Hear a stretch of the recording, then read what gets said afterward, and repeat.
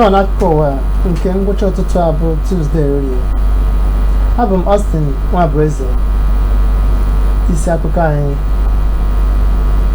gọọmenti mba Cote d'Ivoire na-achọsi ike ka ha na Enugu wee nwee ezi njikọ aka n'ọrụ maka azụmahịa. Chief Agụ ekwuola na onye isi oche nke otu na-ahọpụta bụ INEC nke ọhụrụ ga-adị ike ọ ga-akwụrụ onwe ya. Mba ndị West Africa atọ bụ ihe ga-apụ n'otu United Nations. Ka akụkọ anyị ha na-eju ma na-esonyesiri anyị ike n'ọba ozi anyị ndị a banye na Radio Garden app gị site na Google ma ọ bụkwa na Apple Play Store. Anyị nọ na webụsaịtị anyị na www.esbsenugu.com, na YouTube ọ bụ na @esbsenugu-official, Instagram bụ na esbs.enugu, bịa na X ọ bụ na @Enugu State TV, Facebook anyị bụ na esbs-enugu, TikTok wee bụrụzie na esbs.enugu.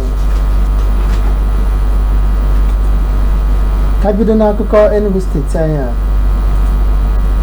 ọchịchị mba Cote d'Ivoire bụ ihe chọsiri ike nkwado nke ala anyị bụ Naịjirịa yanakwa gọọmenti Enugu steeti a na azụmahịa yanakwa ịrụnye ụlọ ngwaahịa. Onye nnọchite anya ha n'ala anyị bụ Naịjirịa yanakwa otu ECOWAS, Maazị Kalilu Traore, bụ ihe du ndị otu a wee bịa hụ gọvanọ Enugu steeti a na mgbede ụbọchị Mọnde n'obi ọchịchị steeti a n'Enugu, wee ziesio na Enugu bụ ihe jụrụ ahụ oyi mere ha ji wee họrọ ya na njem a. Fred Nnachi, onye nta akụkọ anyị ji ozi abata, mere ka mmata na onye nnọchite anya bụ ihe gosipụtara na ha chọrọ ezi ọrụ njikọ aka bụ nke ahụ ha na-akwado ka ha na steeti a wee rụkọọ, dịka o si metụta ịrụpụta ụgbọala na ịkpịkọ ngwa ya, wee rụtụ ụlọ ọrụ ịnọsin n'aka ka ebe obi ha nabatara Maazị Traore bụ ihe kọwakwara Enugu dịka ọ bụ ebe so wee kacha mma n'ala anyị bụ Naịjirịa. O wee too aka na-achị Enugu steeti a bụ gọvanọ Mba maka inye ọnọdụ na-adọtara steeti a ndị mba ofesi. N'okwu ya ka aka mebere ya bụ ụlọọrụ Innocent bụ Maazị Innocent Chukwuma kwuru na atụmanya ya bụ ijezu mba ukwu aba Afrịka bịazie wee kwe nkwa ibuga amụma ọrụ ụgbọala ya mba Cote d'Ivoire. Na ịsagha okwu ka aka na-achị steeti a bụ Dr. Peter Mba gosipụtara na ọchịchị ya nabatara ụlọọrụ ọbụla ma nke dịgasị iche iche. O kwuru na nke a bụ nke ga-eme ka ekwe ya ma kụkwa ya dịka o si metụta azụmahịa ịbata n'Enugu steeti a. Ọ sịkwa na Enugu sara aka ịnabata ndị azụmahịa, ndị njem nlereanya bịa lere yanakwa ezi obibi. Otu a bụ ihe nọ n'Enugu ime ka ha gbaa mbọ wee nwetacha ihe dịgasị iche iche dịka o si metụta ịhụ na enwere ezi nkwekọrịta ọrụ ahụ bụ nke ha na-abagide, ọkacha ha na ndị ụlọ ọrụ Innocent Vehicle Manufacturing Company, ime ezigbo ihe dị nke ha ga-akwadosi ike na ya, ime ka agba mbọ bụrụ nke ga-eme ka amụma ọrụ ahụ bụrụ nke a ga-ebuga mba ha mee ka o ruo ha aka.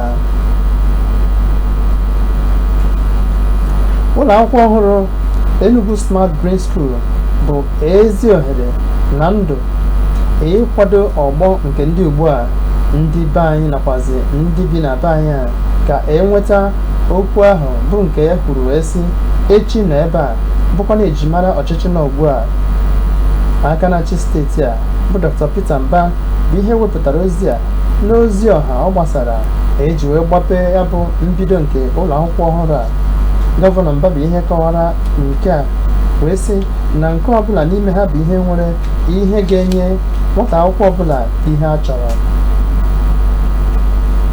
Chief Joseph Agụ ekwela ma kwenyezi ike na itozu etozu, ịdị ike ọrụ nakwazi ịkwụrụ onwe bụcha ihe ahụ bụ nke a ga-eji wee họta onye isi nke ụlọọrụ na-eme nhọpụta n'ala anyị nke ọzọ ya ga-abịa.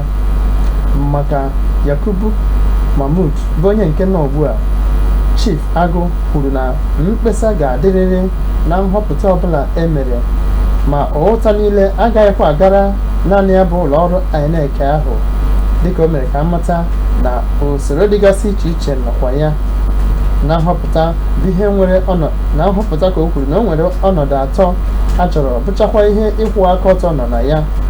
Chief Agụ nọ na ihe mmemme na Sunrise FM wee kwuo na iweta onye isi oche nke ụlọọrụ INEC nke ugbu a ga-esi na nkwado nke ndị akpọrọ National Council of State tupu ọgbakọ mmebi iwu etiti ala anyị ekweta na ya.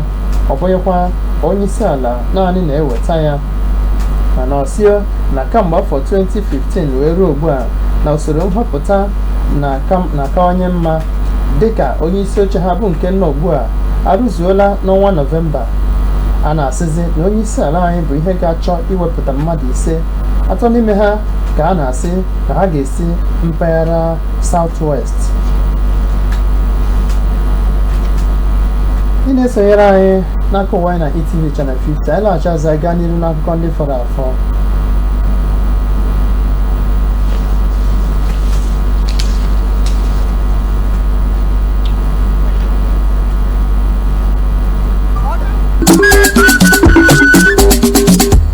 Etu ị ga-esi nweta ETV Channel 50 na terrestrial television, nweta TV antena, kwụbịa na poolu igwe n'iru fesha bọọdụ dị n'ụlọ gị, maọbụ ịkwụbịa ọtọ n'elu igwe mgbasa ozi onyonyo TV gị. Kwụnye akụrụngwa antena ahụ na onyonyo TV site na antena female coaxial inlet. Ọ bụrụ na ị chọrọ itinyekwu ihe nkwalite booster, jiri ụdọ coaxial cable wee kwụnye antena ahụ n'azụ TV ebe ewepụtara a ga na-akwụnye ya.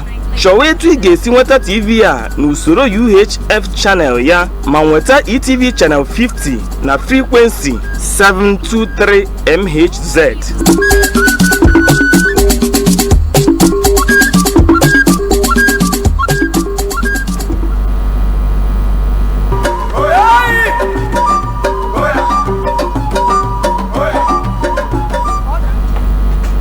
Ngwa ka anyị gaa n'iru na mba ofesi.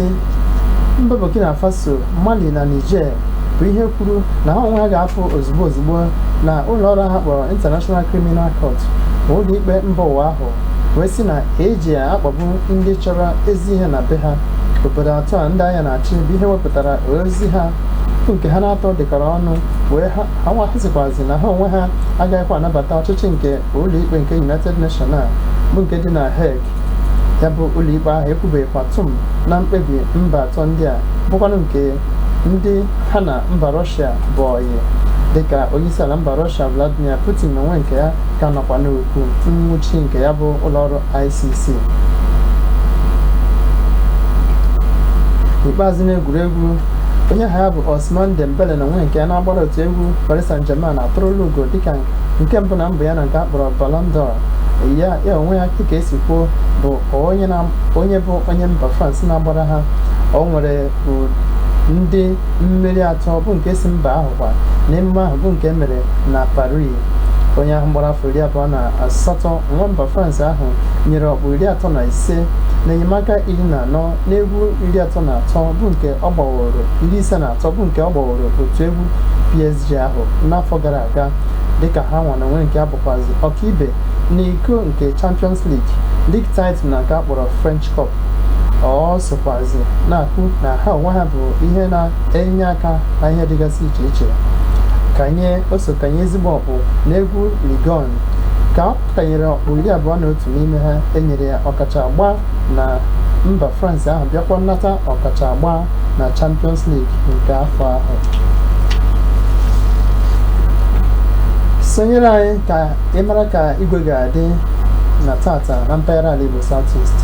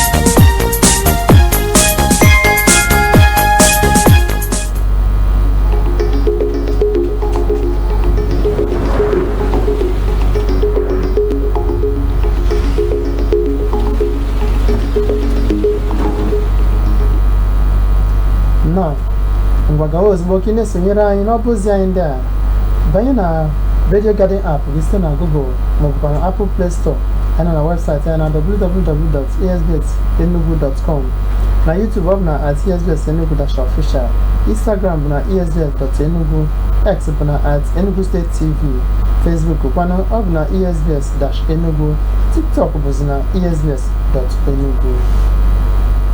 Na mmechi, ndị a bụ isi akụkọ anyị mere ike mata na gọọmenti mba Cote d'Ivoire onwe ya na-achọsi ike ka ha na Enugu wee rụkọ ọnụ n'ọrụ metụtara azụmahịa. Chief Agụ wee kwuo na onye isi oche nke INEC ọhụrụ ga-abụ onye ga-adị ike, ọ ga-akwụkwara onwe ya. Wee mee ike mata na mba ndị West Africa atọ bụ ihe ga-apụ na atụ nke United Nations. Ọ kọrọ ọnụ n'akụwa anyị nke ugbu a dịka Judith Ehili na ndị otu ya si wee hazie ya. Abụ m Austin Nwabueze. Ka emesịa.